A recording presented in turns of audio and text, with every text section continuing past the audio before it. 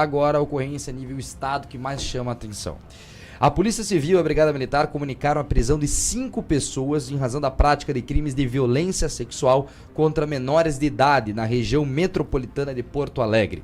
Durante o dia de ontem, quarta-feira, a Polícia Judiciária Gaúcha, que é a Polícia Civil, realizou a prisão preventiva de um suspeito da prática de estupro de vulnerável, quando que é o estupro praticado com menor de 14 anos ou com alguém por uma doença mental, algum retardo mental ou não pode se defender. Isso é o chamado vulnerável. E esses fatos ocorreram em um abrigo de Viamão. Conforme as informações divulgadas, a menor foi resgatada das enchentes e estaria desacompanhada de responsáveis. O meliante também estava recolhido ao abrigo onde ocorreu o crime, esse do preso preventivo.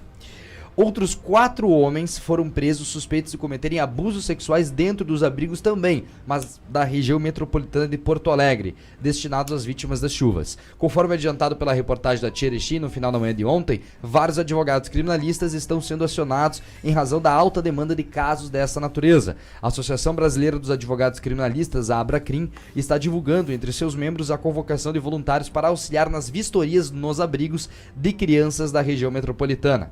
As vítimas são todas menores de 18 anos, são vulneráveis, são menores de 14 inclusive, e algumas são familiares dos suspeitos. Segundo o secretário de Segurança Pública do Estado, Sandro Caron de Moraes, as verificações dos casos indicam que todas as vítimas já sofriam abusos sexuais no ambiente doméstico e as ações criminosas foram reiteradas dentro dos abrigos. Além dos 5 presos pelos crimes sexuais, outros 32 foram presos por roubos e saques em todo o estado. Isso é o fundo do poço. Cara, é uma de uma loucura. sociedade.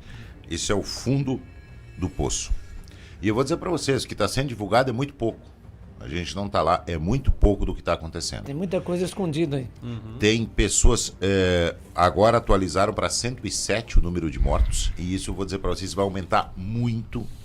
Como as águas começarem a baixar, já tem muitos corpos que foram recolhidos, mas como não foram identificados ainda, então por isso não entraram nas estatísticas oficiais, tá? Mas tem muitas pessoas que morreram em virtude disso.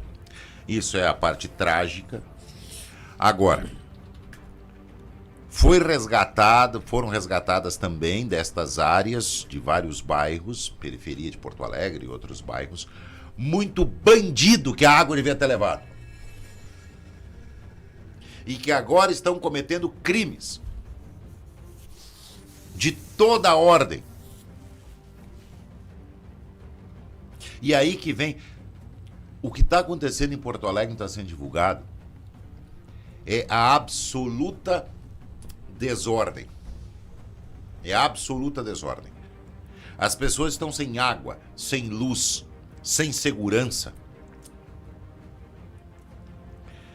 Os socorristas, que poderiam muito bem estar trabalhando à noite, não estão por medo de bandidos que estão escondidos nas águas. O único que opera à noite é a FAB com os equipamentos noturnos. O pessoal dos socorristas, eles estão com medo de bandidos lá naquela região. É uma desordem em Porto Alegre. Crimes sexuais, roubos, furtos, ameaças. É crime de toda ordem. O que precisava ser instalado em Porto Alegre, eu não sei se é exatamente esse o termo, mas alguma coisa de estádio de sítio, um regime de exceção para botar ordem na casa. Estado de defesa ou estado de sítio. Tal da garantia da lei da ordem, a GLO. Porque não tem como, não tem garantia. A prefeitura, o Estado, não tem condições. O Estado está contratando, veja, que poderia estar, veja o cúmulo que nós estamos chegando. Foi anunciado pelo governador, que está chamando policiais da reserva para contrato emergencial, para que eles possam dar segurança nos abrigos. Para tirar os policiais, porque esses policiais emergencial, eles não podem fazer prisões, essa coisa toda, porque são aposentados, mas daí eles dariam segurança nos abrigos para que os policiais que estão na ativa possam fazer trabalho de segurança. Esses homens e mulheres deveriam estar ajudando a salvar vidas, resgatando pessoas e animais. Mas eles têm que estar correndo atrás de bandido até debaixo d'água. Você pensa? E cadê as forças realmente de segurança? Para que serve o exército brasileiro? Como é que a Marinha leva mais de uma semana para mandar um navio aqui que a grande vantagem desse navio é que ele consegue produzir água potável em grande quantidade. E tem também lá um hospital interno lá E tem para equipamento de atender. resgate também. Mas é a grande vantagem desse navio que ainda não chegou. Uma semana depois ainda não chegou. Que tem mais helicópteros particulares do que helicóptero das Forças Armadas brasileiras. E onde ainda a água não chegou, há uma desordem generalizada. É uma vergonha esse país. Que as pessoas que não queriam sair de casa, e tem muita gente que está... Se você prestar atenção, eles estão pegando parentes, botando dentro de um barco para ir até a casa de alguém e dizer, ó, sai daí. Que as pessoas não querem sair. Por que elas não querem sair? Porque elas não têm amor à vida? Não. Porque vão roubar a minha casa. Vão roubar as minhas Tem coisas. pessoas voltando. A Defesa Civil está fazendo o alerta geral para ninguém retornar para as áreas de alagamento. Mas as pessoas estão voltando. Por quê? Eles querem Então, saber são lá como é que tá a sua saqueadas. casa, como é que tá acontecendo aquilo que você tem e aquilo que a água não levou ou estragou, Pra os aproveitar. bandidos estão levando. Assim, ó. Então tá na hora de fazer uma ação efetiva e não ficar só no discurso. Que o ministro lá pare de dar entrevista porque ele quer botar a Polícia Federal a investigar fake news.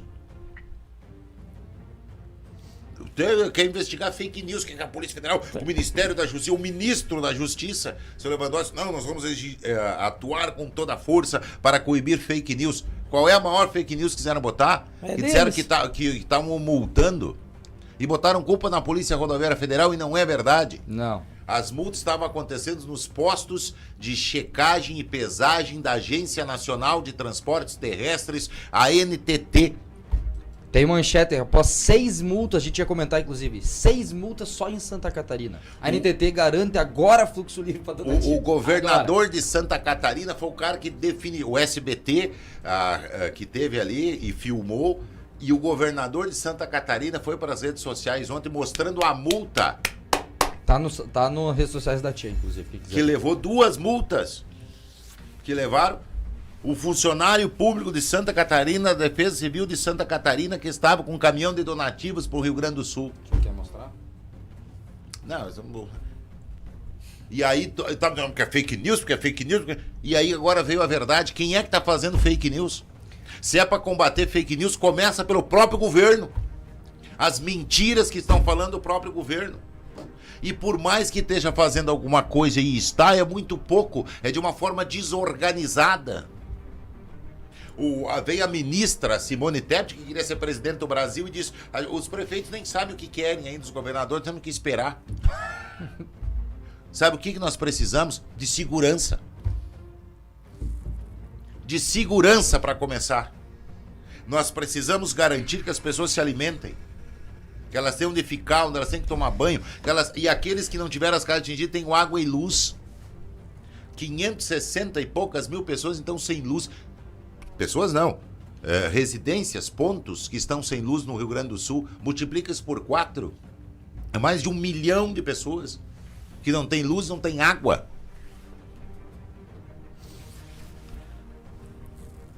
A gente brinca aqui, a gente quer divertir um pouquinho as pessoas.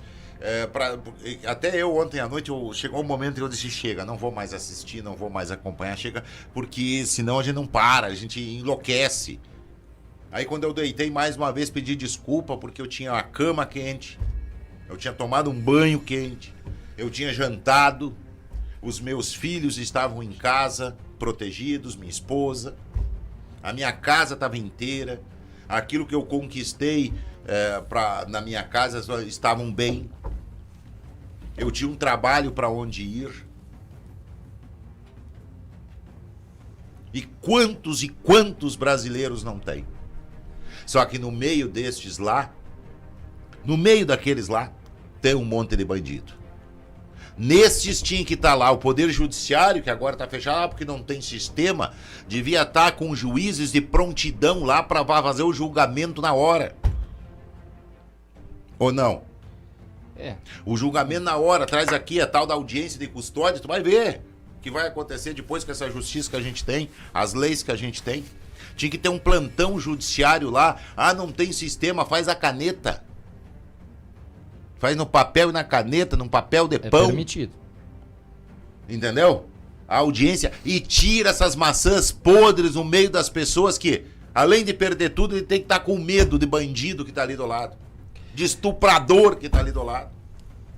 Para deixar claro, o pessoal que comenta, não é a função do Exército, pode sim, por requisição de qualquer um dos poderes, legislativo, executivo, judiciário, nível federal, sob comando do presidente, o Exército pode sim atuar para preservar a lei e a ordem pública. E o presidente da República que tem a competência para determinar isso. Vendo essa situação, tem que chegar ali, e eu te garanto que a maioria daqueles brasileiros que estão lá, tristes porque perderam sua casa, triste porque perderam seu patrimônio, triste porque não tem para onde trabalhar, triste porque não tem o que comer, muitas vezes com dificuldade para beber e comer e vestir. Muitos que perderam seus parentes e amigos nessa tragédia. Eles iriam aplaudir se tivesse pelo menos um cantinho onde pudesse se encostar e pensar no que vai fazer da vida e não ter que estar vigiando o tempo inteiro para não ser roubado, para não ser estuprado.